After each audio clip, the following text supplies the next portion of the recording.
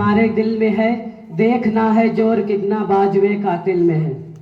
आदरणीय प्रधानाचार्य जी, गुरुजन वर्ग एवं यहाँ हमारे विद्यालय प्रांगण में आए हुए सभी अतिथिगण, सर्वप्रथम आप सभी को स्वतंत्रता दिवस की हार्दिक शुभकामनाएं। आज मैं शानुवली आप सभी के समक्ष एक स्पीच प्रस्तुत करना चाहता हूँ।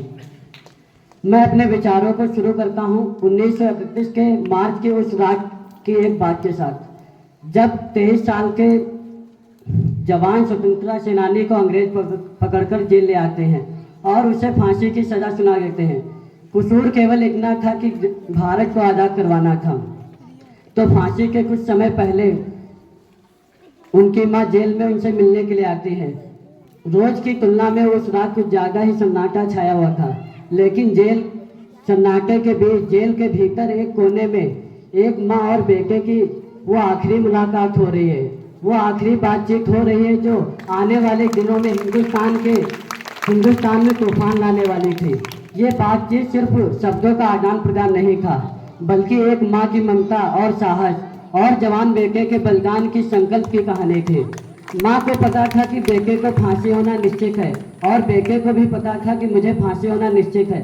फिर भी वो युवक मुस्कुराते हुए बोलते हैं कि याद रखे माँ, मेरी मृत्यु बेकार नहीं जाएगी। मैं उन लाखों लोगों के लिए मर रहा हूँ जो स्वतंत्रता की राह देख रहे हैं। मेरा बलिदान एक दिन इस देश को जरूर आज़ाद करवाएगा, इसलिए मेरी मृत्यु बेकार नहीं जाएगी।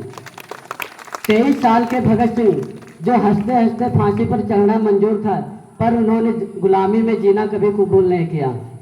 ऐसे अनेक नाम हैं इतिहास में, सुखदेव, राजगुरु, मंगल पांडे, महात्मा गांधी, सुभाष चंद्र बोस, चंद्रशेखर आजाद, बटुकेश्वर दत्त, राम प्रसाद बिस्मिल, अशफाक उल्लाह खां, बाल गंगाधर तिलक, लाला लाजपत राय, गोपाल कृष्ण गोखले।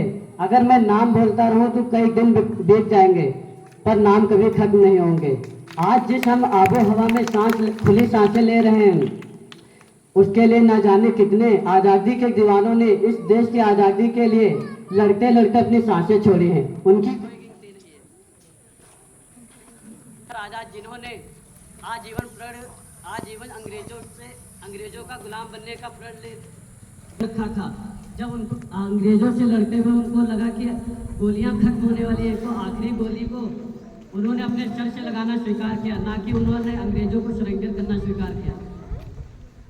ये वो दौर था जब लोगों की मूलभूत जरूरत रोटी कपड़ा मकान नहीं, बल्कि आज़ाद हिंदुस्तान में खुली सांसें, आज़ाद हिंदुस्तान में सांसें लेना हुआ करती थी।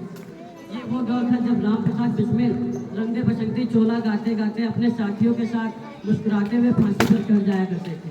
अंत में मैं अपनी वाणी को विराम देते हुए कुछ पंक्तियाँ प्रस्तुत करना चाहता हूँ कि हो गई पीर पर्वत की पिघलनी चाहिए, इस हिमालय से कोई गंगा निकलनी चाहिए। आज ये दीवार पर्वत की तरह हिलने लगी है, चल ठीक थी लेकिन ये बुनियाद हिलनी चाहिए। सिर्फ हंगामा खड़ा करना मेरा मकसद नहीं, सारी कोशिश है कि ये सूरत बदलनी चाहिए। मेरे सीने में नहीं तो तेरे सीने में ही सही, हो कहीं भी आग लेकिन आग जलनी चाहिए, जय हिंद।